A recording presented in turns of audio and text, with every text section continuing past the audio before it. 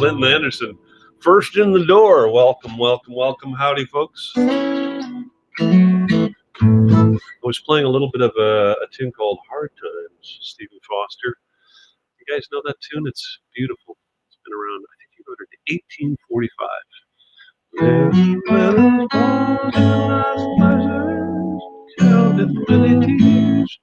It's a beautiful tune. I'm going to record it coming up soon with a couple of pals. We're going to do one of those, everybody records in their own little bell chamber and knit it together somehow. Stay tuned. Hi, how are you doing? Has everybody lost their marbles yet? I need a haircut desperately. I'm starting to look like what's the mother from the Partridge Family? What's her name? I'm starting to get the. Anyway, Nancy Atkinson, how you doing? Well, you're coming. Oh, Deb, hello. Back for another session indeed. So today, thank you all for tuning in, and thanks for your suggestions on what I should look into.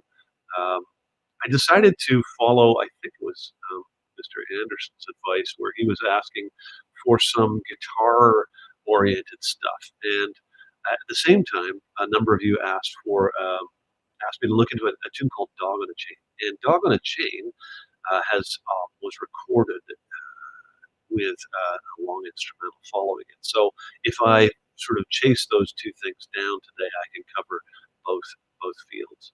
The song itself, "Dog on a Chain," or "Doggone It, Jane," and the James medley, which follows it. And there's a bunch of stories that go along with that, and we can get into some guitar tuning and that kind of thing.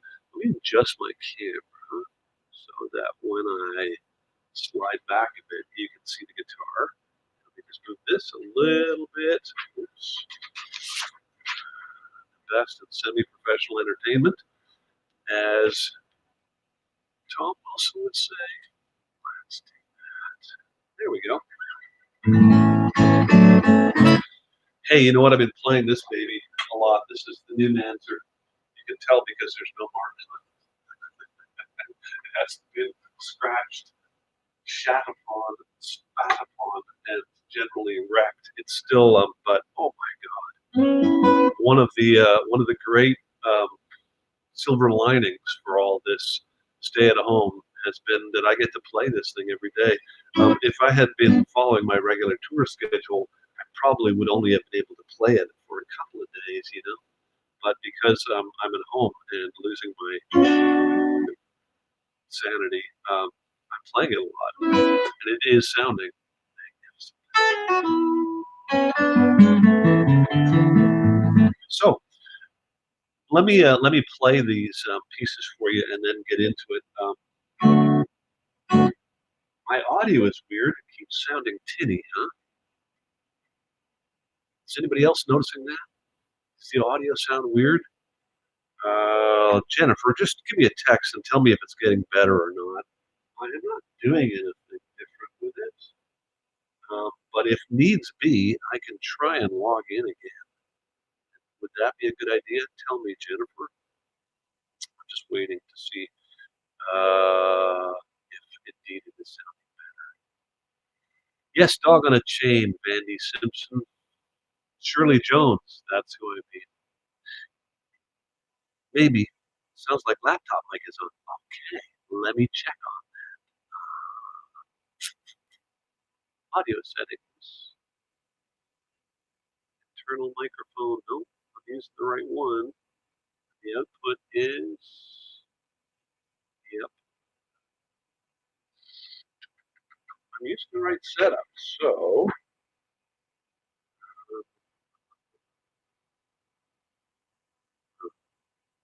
I don't know why it would be set up. Log out and back in again. Should I do that? Okay, I'm going to do that. Hold tight. Okay, I'll be right back. Yeah.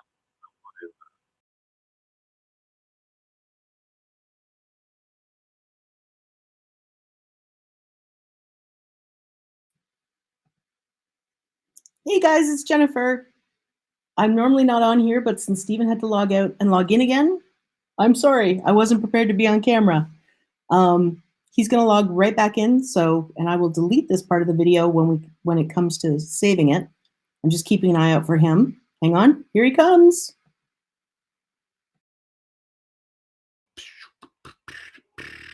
Let's see if that's better. I'm just going to make sure I got the right camera. Yes, and I've got my default audio. Hope that's better. If not, we're just going to go ahead. Oh, good. Okay, good. All right. So before I start, there's one thing that I want you to think about, and I am interested in your input. I'm going to put this up on Facebook, and I'm going to generally start a conversation around this, but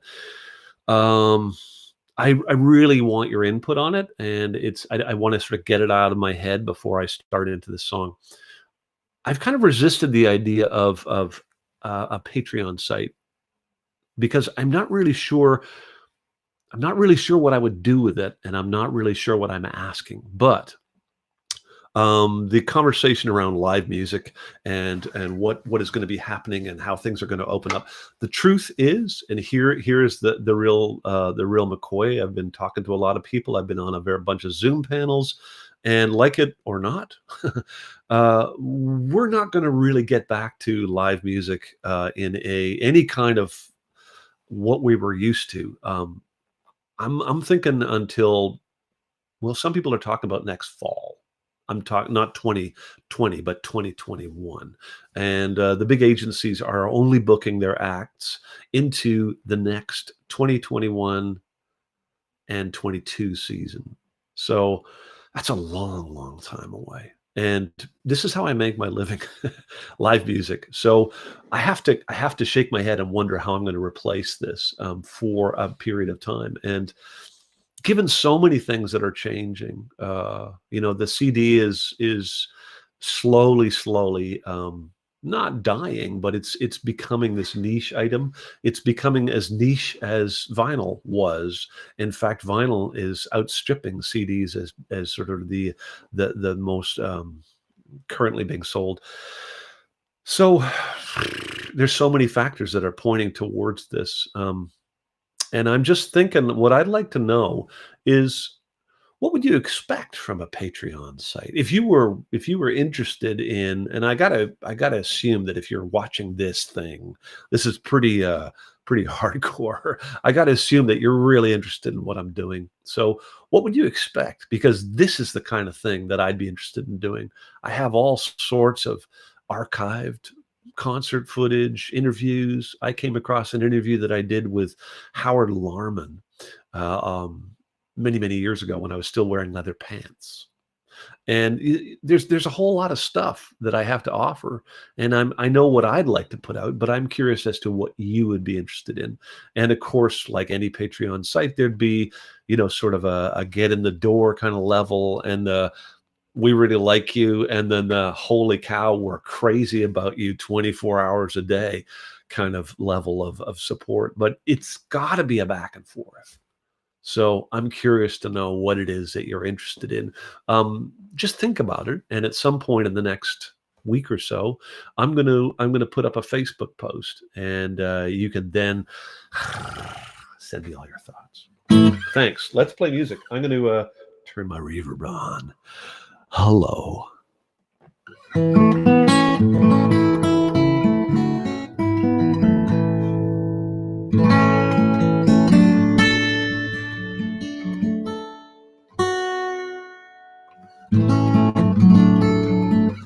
Dog on a Chain and the James Medley.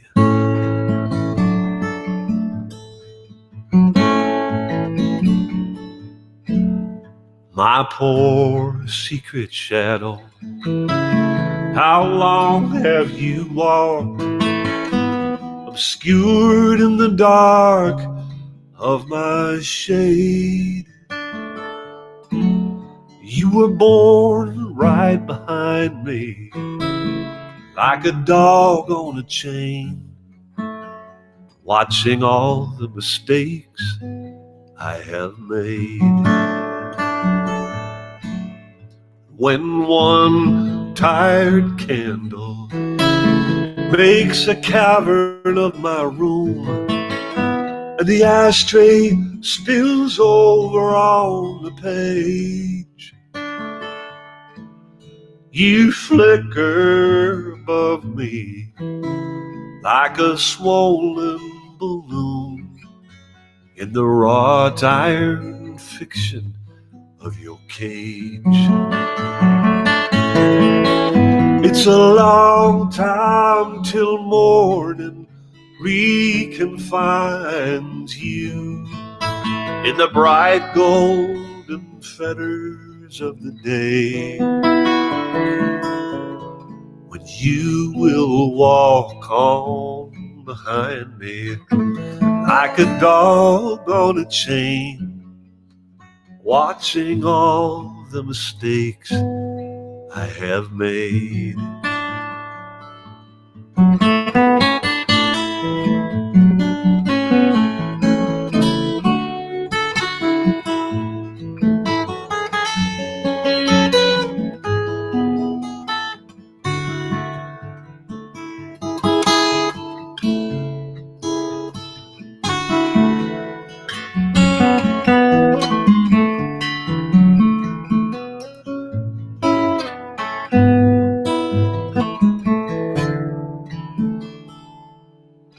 My poor secret shadow, you are older than me.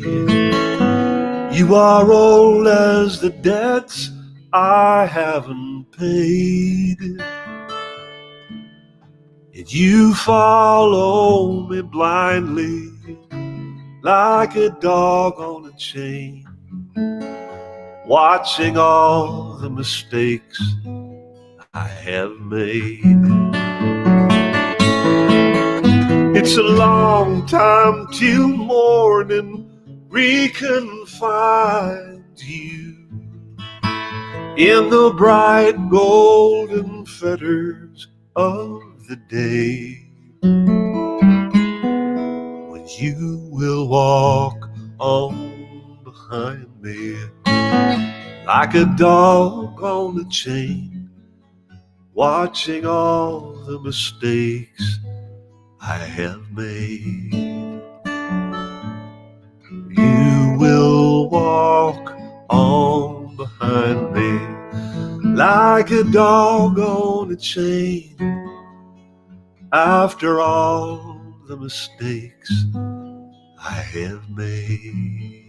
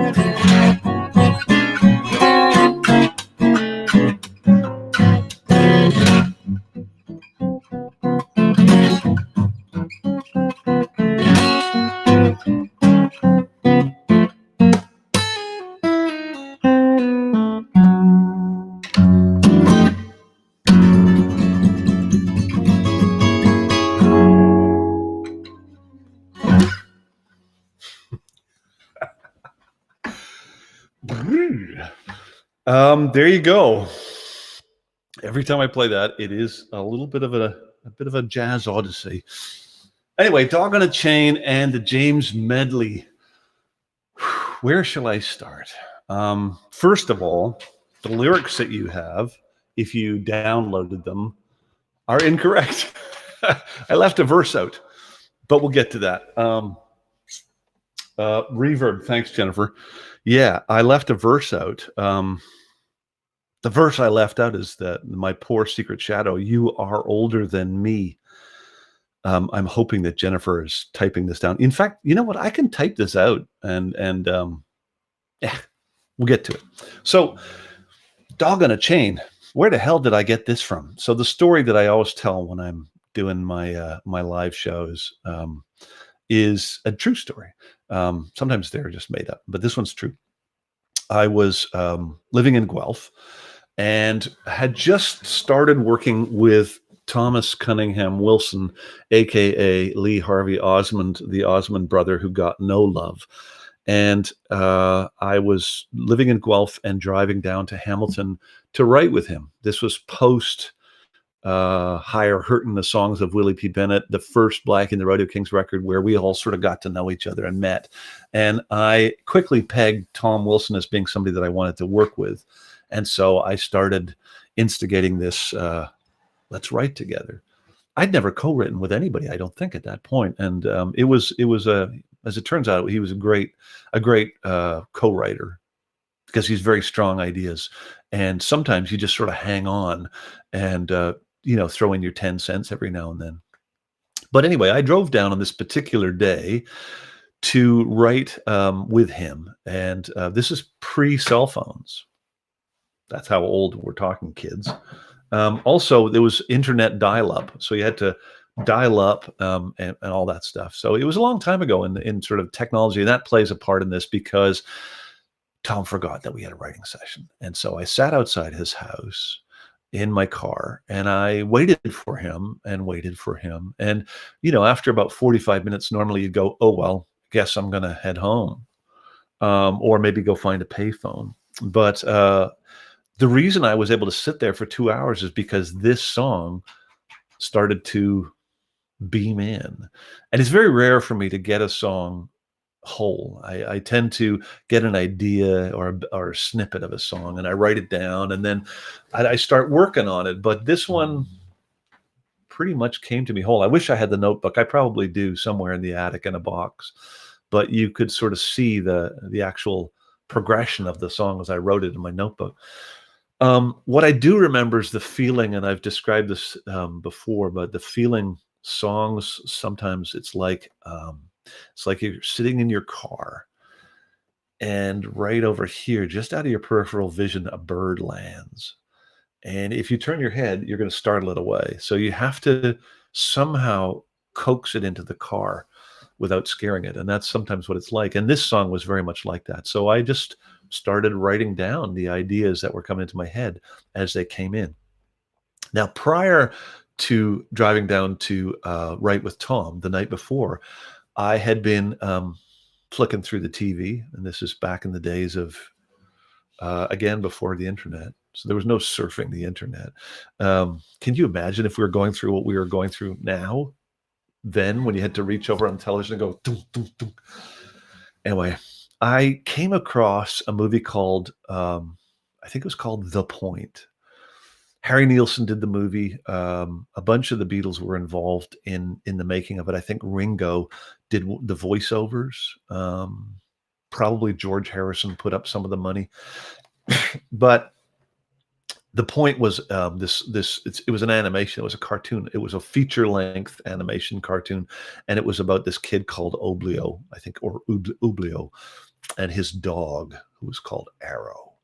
And he lived in the land of Point, where everybody literally had like cone heads. So they all had these pointy heads. They all had a point. Get it? It was very, very early 70s kind of philosophy. No drugs were harmed in the making of this cartoon. But Oblio was born without a point. He literally had a round head. And so he goes off with his dog Arrow looking for his point. After that, the rest of the animation is a bit vague. There's definitely drug-induced monsters or characters that he runs into, and borrowing heavily from Alice Through the Looking Glass and that kind of thing. But obviously the dog got to me, so just file that away. That's one definitely strong influence on this song. And the other one would be The Little Prince and his Rose. And the third one would be a book that I read a long time ago, called Iron John. And this sort of the whole men's movement and the shadow self, the idea that we all have these shadow selves, sort of the shadow self is connected to the lizard brain, the fight or flight brain, the one that you have to spend most of your life trying to control so that you don't say inappropriate things or hit people when they piss you off. That's the shadow side, and of course, as we get older, we get better at hiding some of our more base influences and instincts, and it becomes like our shadow self. And so those are the three things that I can really look to, because sometimes you don't really understand where a song comes from, or at least the idea and the imagery comes from, until much later. But now that I sort of look at this, so the interesting thing about the shadow self and this song is that normally, if you view your shadow self, it's you looking at your shadow self, and this is kind of the darker side of yourself. And the idea is that it shows up in another song of mine, unbind your secret shadow and find the brilliance you need.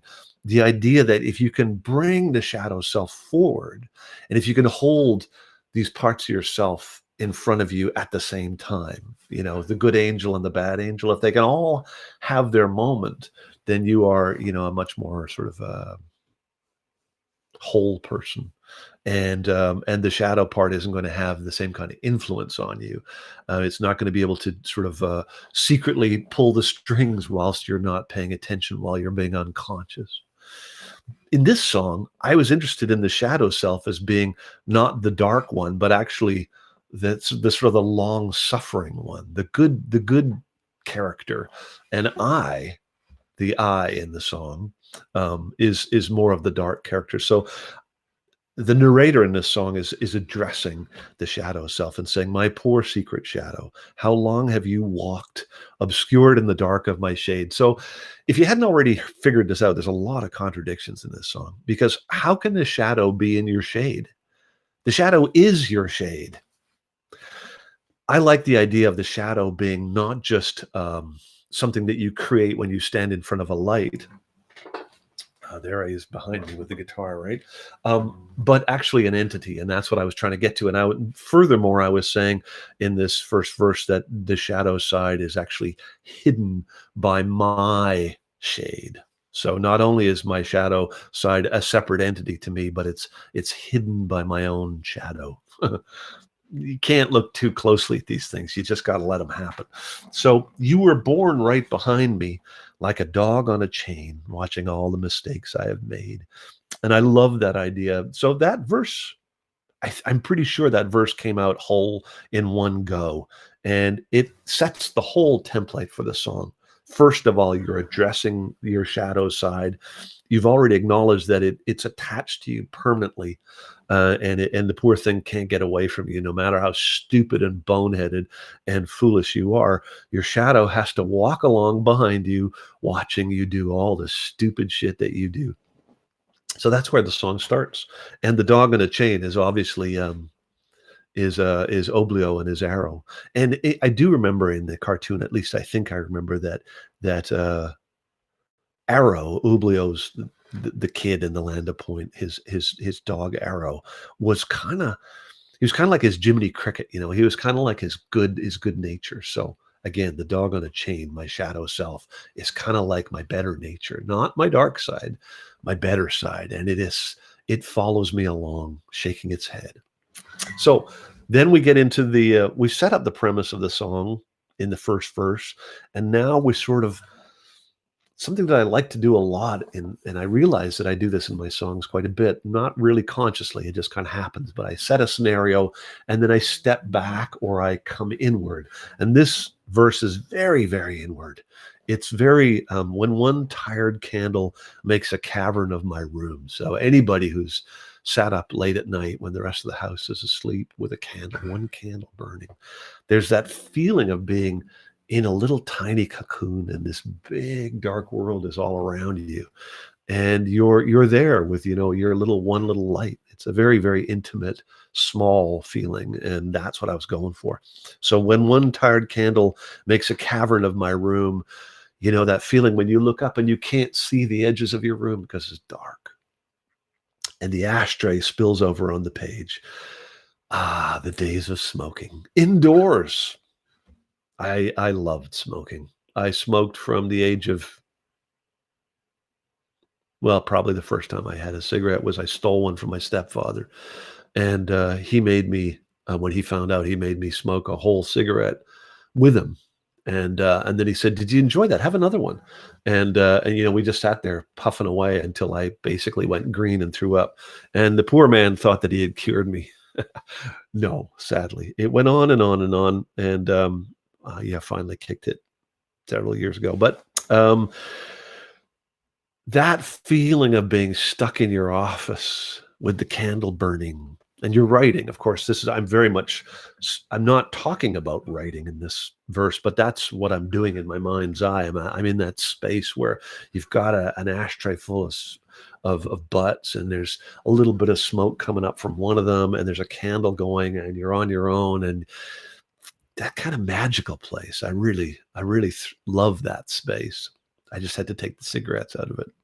Um, the ashtray spills over on the page. You flicker above me, so your candle's moving all the time, and it makes your shadow behind you move, and it kind of wanes and gets bigger as the candle flame gets larger and smaller. It's a magical thing that electric light doesn't do at all.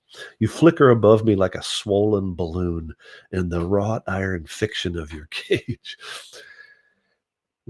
Swollen balloon is pretty great. The wrought iron fiction of your cage, well, wrought iron's black, so that's where that comes from, the sort of the dark. But the fiction of your cage, the idea that your shadow is kind of attached to you, is caged by you and caged by the light. As soon as the light goes out, shadow disappears. And so the shadow is kind of created and at the same time held by the candle and the light from it. So that's sort of, again, if you pull any of these images apart too much, they just kind of disappear.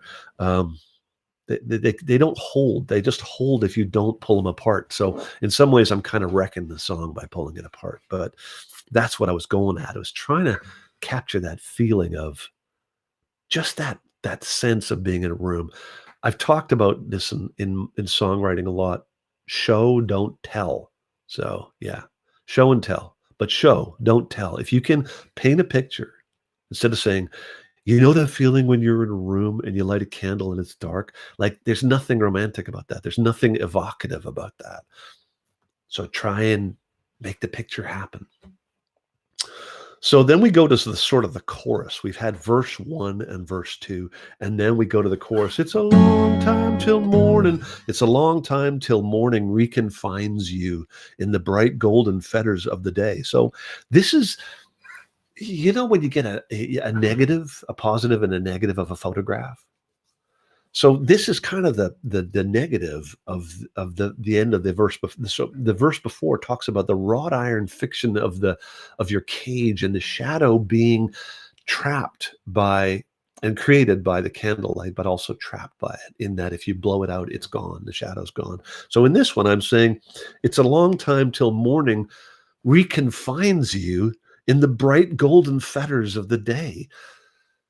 Again, it's kind of pull it apart, and I don't know if it holds, but what I'm trying to say is that when dawn comes, the light makes the shadow disappear in the context of this room, in the candle and the shadow behind you. When daylight comes through the window, that shadow's gone, and that place that the shadow can live in is gone. So the golden fetters of the day is the sunlight, and but of course, it's completely contradictory to the verse before. In the long time till morning reconfines you in the bright golden fetters of the day, when you will walk on behind me like a dog on a chain, watching all the mistakes I've made. So there you are, walking down the street, going for your coffee in the morning, and your shadow is once more confined behind you, walking behind you. because of course you're walking into the sun. If you were walking away from the sun, the shadow would be in front of you. But that wasn't what I wanted to say. I want the dog behind me. So that's as far as the lyric that you have goes. There is one more verse, and it is I go through this instrumental thing in the song, and I'll talk about the guitar part later. But then I go into the last verse, and it starts with the same line as the first verse. My poor secret shadow, you are older than me. You are old as the debts I haven't paid. Now, this is directly a contradiction to the line, you were born right behind me. So if somebody's born right behind you, like your twin or something, technically they are younger than you, not older than you. But in this, I wanted the shadow to be wiser and older than me. So I say, you are older than me. You are old as the debts I haven't paid, which is, if you've ever been in debt, singer-songwriters, we're often in debt. And it can feel like those things are so old. It can feel pretty, it can weigh down on you. I wanted that sense of, if you want to get a sense of something weighing on you, the word debt is a pretty good word to use in a song if you want to get the sense of weight and oppression. So you are old as the debts I haven't paid, and yet you walk on behind me like a dog on a chain, watching all the mistakes I've made. So that line, watching all the mistakes I have made, it comes up at the end of the first verse. It comes up at the end of the chorus, and it comes up at the end of the last verse. It doesn't come up at the end of the second verse. It doesn't matter. But I really wanted, this song is really about being aware of your own fallibility and that. But by creating a persona of the shadow watching you, it's much more interesting than saying, I am a terrible wretch and I make an awful mistake and I haven't learned a single thing in all the times I've been on earth. It's much more interesting to have a conversation with your shadow. And the shadow is just kind of shaking its head and following you along like a good friend, like your Jiminy Cricket, like your Tinkerbell, like your Rose, like your Arrow.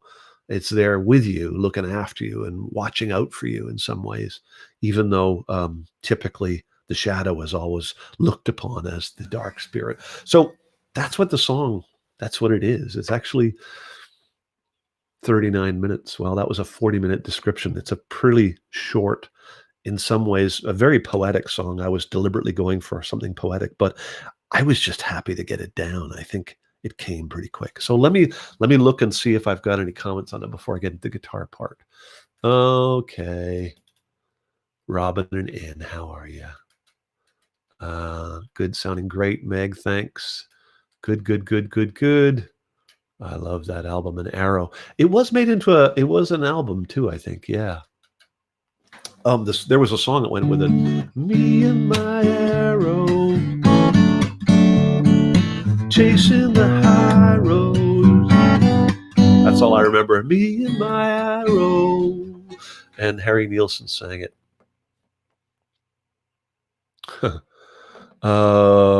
Do we get better at that? Oh, it's very Jungian. Holy shit, yeah. Jung would have a field day with me. And this song,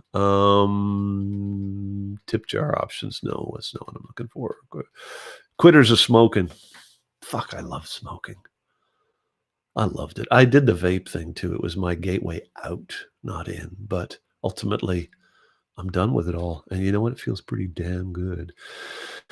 Okay, good. The contradictions make sense to you. I think my favorite thing about this is, yeah, it is fragile, Willem. It is fragile. They're fragile things.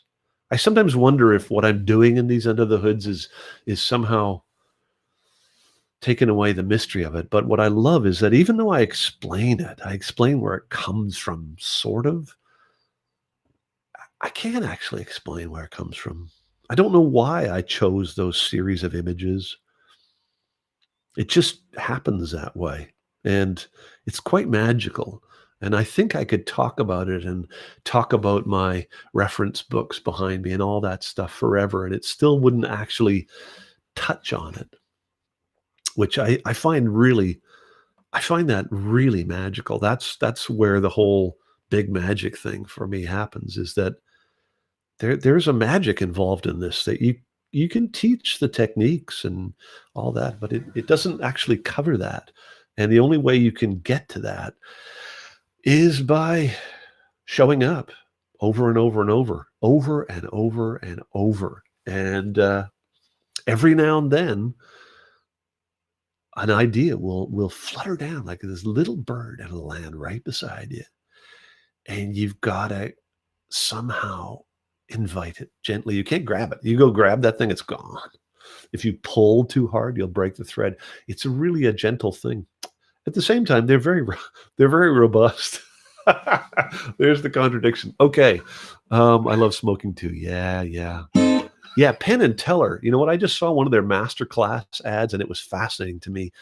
I think a lot of people are getting into this idea of, you can talk about the technique, but it doesn't take the magic away, because the magic is pretty hard to define.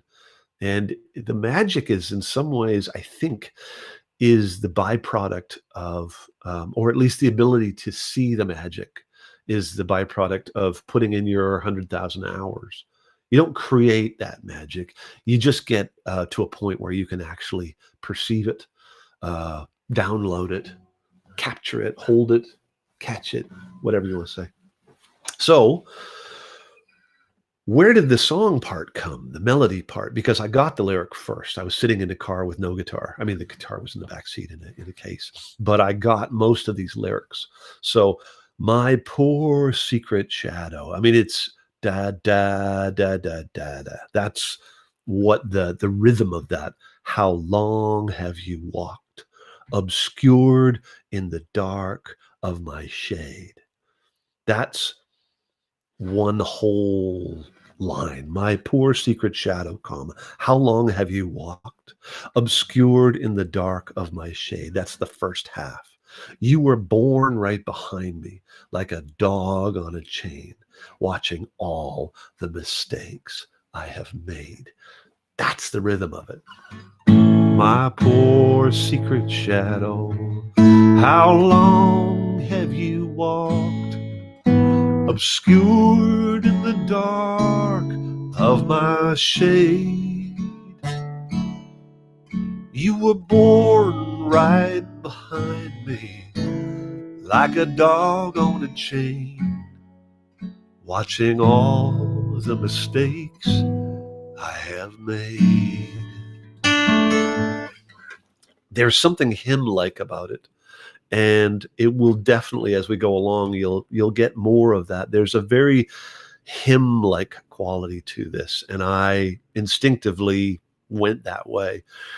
And if I'm honest with you, you know, one of the greatest influences on me is my Presbyterian childhood, singing all those hymns. Be thou my vision, which shows up later in this instrumental. All creatures, all things bright and beautiful, all creatures great and small. All those things. They're very major key. Some of them are minor. Da, da, da, da, da, da, da, da, da, da, da, da. There's a lot. That's my childhood. That's my upbringing. Even when I wasn't paying attention to it, that was always going on.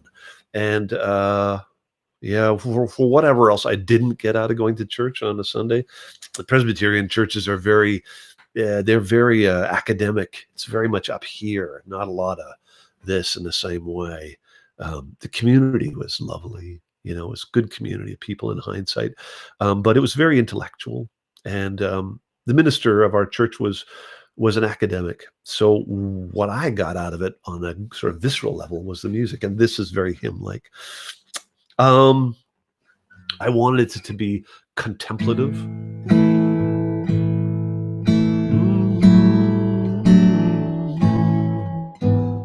Very measured, stepping kind of pace. You lied behind me, So you get the sense of it. And then the bridge, or the chorus, since I'm in a major key, it's a long time. It goes down to the relative minor. Long time till morning reconfines you in the bright golden fetters of the day, when you will walk on behind me. So the form of this, verse, chorus, instrumental, verse, chorus, A, B, A.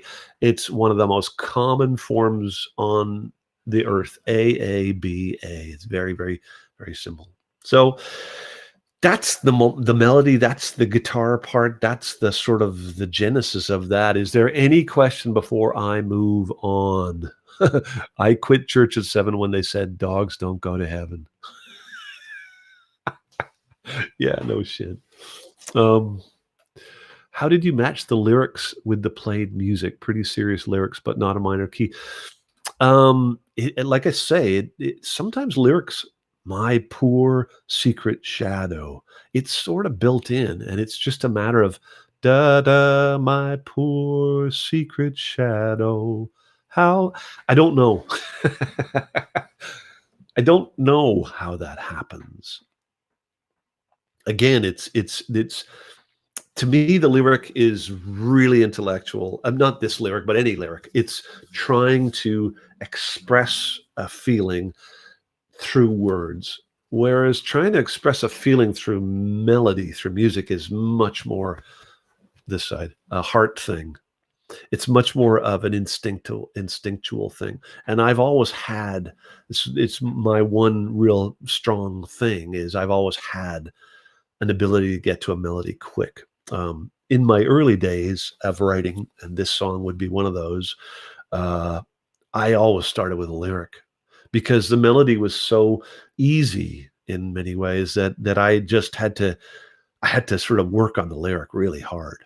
And I had to keep the melody away from it for as long as I could, because once the melody got onto us, like epoxy, as the two things come together, and it's really hard to pull them apart if the lyric direction isn't working out, which is sometimes what you have to do. You have to pull them apart and re-look at the meter of the song and decide whether you're going to have to make a change in that, which would mean changing the melody.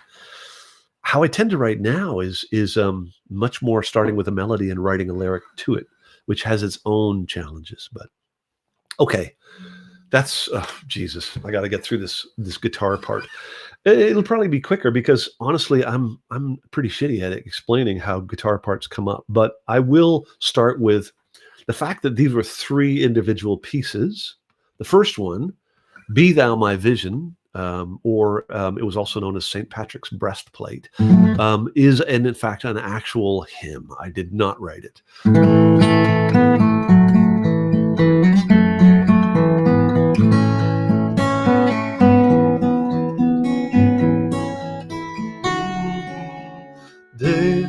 Be thou my vision when the battle is won, not be all else to be saved. I'm getting the lyrics all wrong. Thou art thou, and thou only, the day and the night, waking or sleeping, thy presence mine. Something like that. So it's an old hymn. It's actually, I think it goes way back. I think it's probably a very old hymn. If I know my Christianity at all, it may have been a traditional melody that is way old, that the Christians came in and usurped. I don't know the history of this melody. I just know that I learned it as "Be Thou My Vision," and it seemed like a perfect way to segue. So in my early days of writing, I was always looking for instrumental things, because I felt like my lyrics were dark, heavy, intense, and I was always looking for a little bit of light, a little bit of levity, which is also where my scintillating chat on stage came from, both the way of covering my incessant tuning by talking, but also a way to kind of, like the sorbet between courses, cleanse the palate before another 5-minute long dirge was trotted out. So with this tune, this medley, I came out of watching all the mistakes I have made, and I was looking for a melody to play after, and I got into.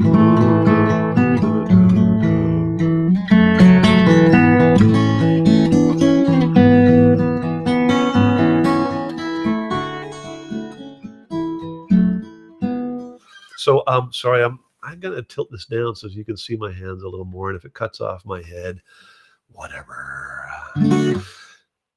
This is capoed up, and the reason it's capoed up is partly because it's my poor secret shadow. How long have you walked obscured in the dark of my shade? G is a little low for my register for some of these notes, so it's up in A now, which is a whole tone above. Makes some of the low notes a little easier to hit. Also, the frets are closer together the closer you get up the neck, so easier to play.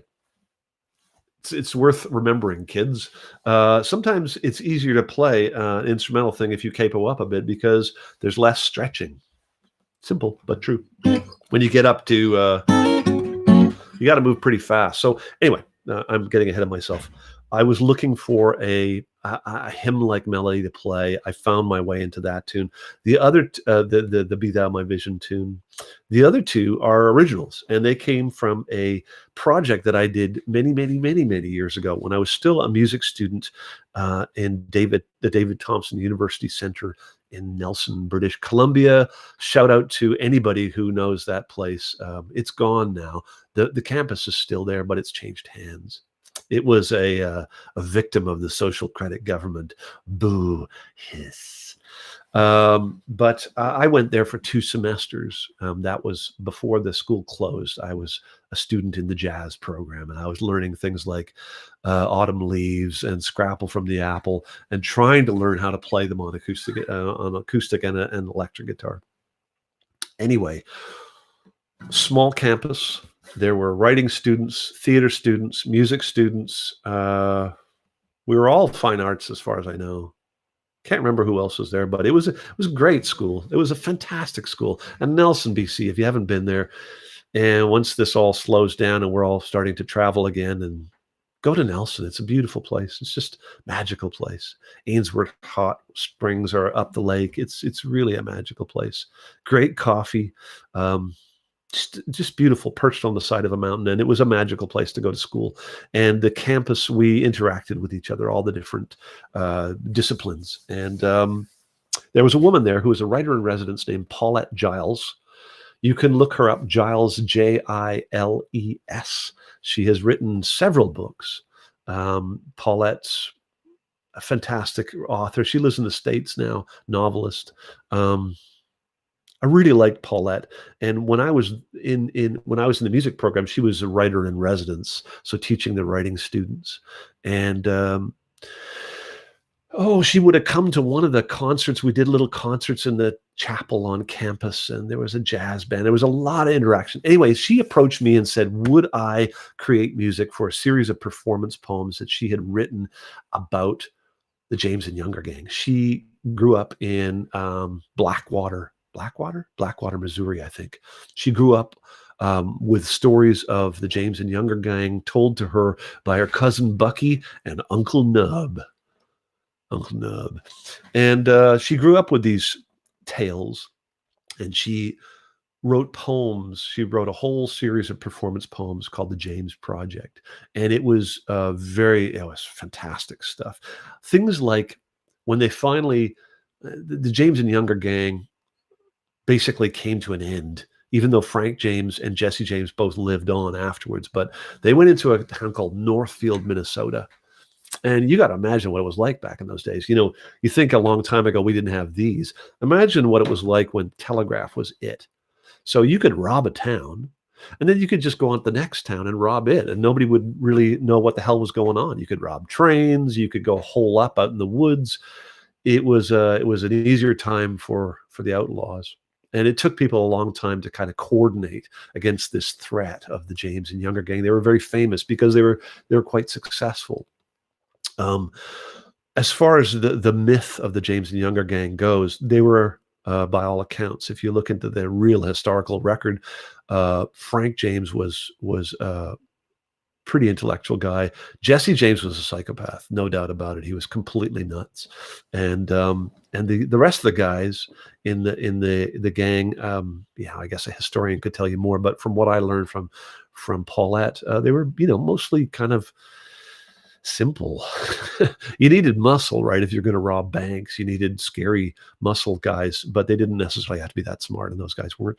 And so when they were finally, they went into Northfield, Minnesota, and the town was waiting for them, and they were basically chased out of town. Several other gang members were shot. Jesse and Frank got away. I think Jesse may have had one lung punctured. I think he lived out his days on with one lung. Anyway, when they captured the outlaws, or at least the dead ones, they brought them back to town. They went through their pockets and they found things, and it sort of gave you a glimpse into these poor buggers' lives. And that's one of the poems that Paulette wrote, was things like that. So she was able to sort of create this special place from just historical record and her own imagination, and that is Paulette's genius. But she wanted me to come up with music for it. And so that's what I created these pieces for. And I can't even remember the names of the pieces. Barrel House Keys was one of them. I can't remember the other name of the other piece, but that's the two pieces that go into this. So we come out of Dog on a Chain, which is sort of elegiac and slow and hymn-like. We go into a hymn, Be Thou My Vision, which is very following on with the spirit of Dog on a Chain, slow, but no lyrics. So you're now getting used to the idea of an instrumental following it.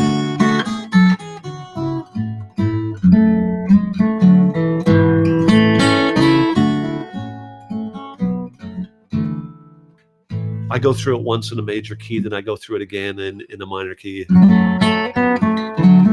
So major, minor. I basically repeat it with a couple of variations, but then I go da da da da da da da. Then I tag it. Ba da ba da da da da. And this is the first downbeat of the next instrumental piece, picking up the tempo. So again, the idea of an instrumental as a sorbet between courses, as a way to kind of pick things up. So if you are watching me live, you're now going, wait a second, what's going on? The tempo's picking up, and there's this sort of slow, I'm letting you know that something different is happening.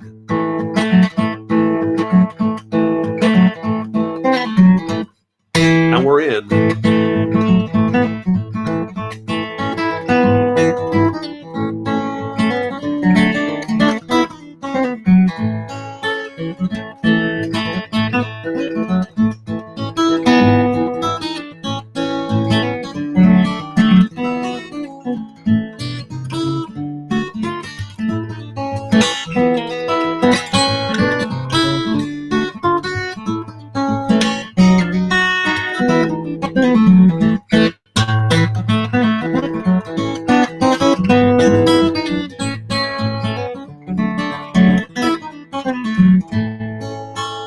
So that's one round of the tune, and it has its own. Here's the verse. Da da da da da da da da da da da da da ba ba ba ba ba ba da.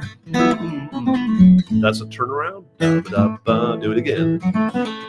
So it's A B A. Da ba da ba ba ba ba ba ba ba. Then we go to the B section.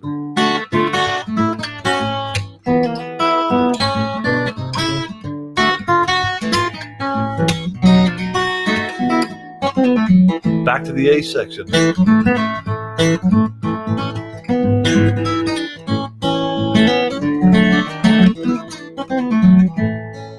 Then we repeat the A section, but with a minor.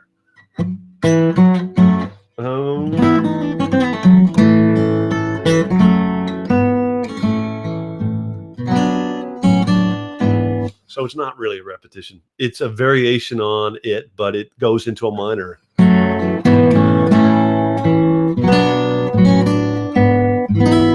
then we're back. And this is a variation on the B section.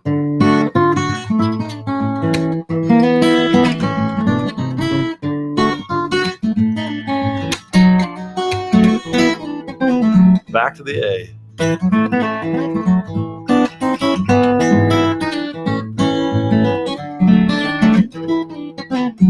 Tag.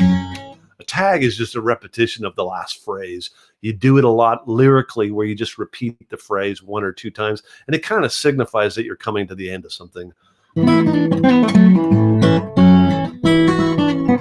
That's a variation on it.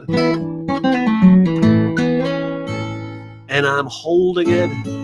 So we've come to the end of the second piece, but you don't know this, but I'm about to go into the third piece, which is sort of the all singing, all dancing, all hands on deck kind of blowout piece. And so I don't want you to applaud here. So I try and I end it, but quickly go into the change. The other changes, I've gone from A. Now we're in F sharp. So we change key too. It's the relative G down to A down to F sharp is the relative major, I think, of G. See, this is where I don't know what this stuff is. I'm musically illiterate. My apologies. But we are now transposing key, and we're going down to this. And so I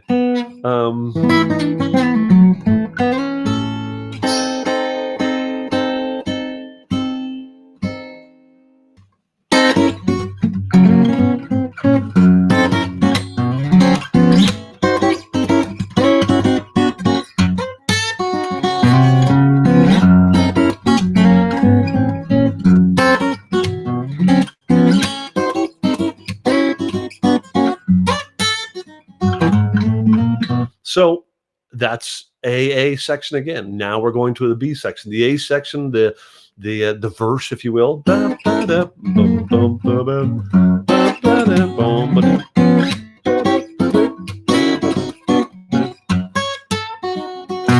Repeat.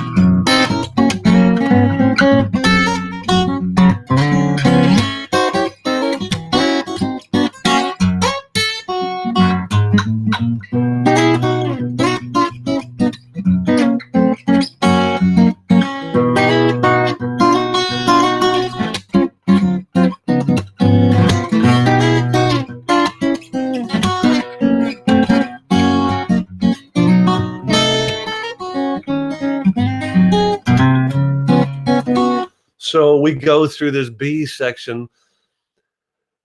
If I weren't picking all the parts, it would be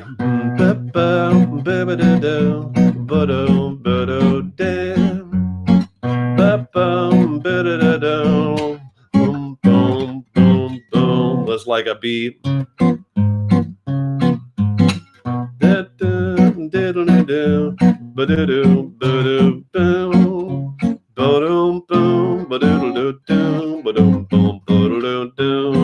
It's really simple, standard sort of